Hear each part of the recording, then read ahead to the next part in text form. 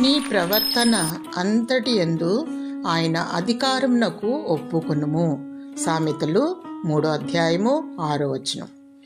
నిన్ను నీవు ప్రభు చేతిలో పెట్టుకొనుము. సజీవయాగముగా నీ ప్రాణ ఆత్మ దేహములను ఆయనకు సమర్పించుకొనుము. నీ స్వచిత్తము జరిగించకుండా, సొంత తీర్మానము చేయకుండా జాగ్రత్త పడుము. ప్రతి విషయమందు దేవుని అనుమతిని కోరుకో.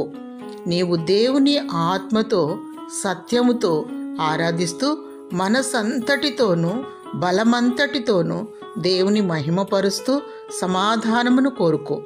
జీవము గల దేవుని ఎదుట నీ ప్రవర్తన సరిచేసుకొనుము.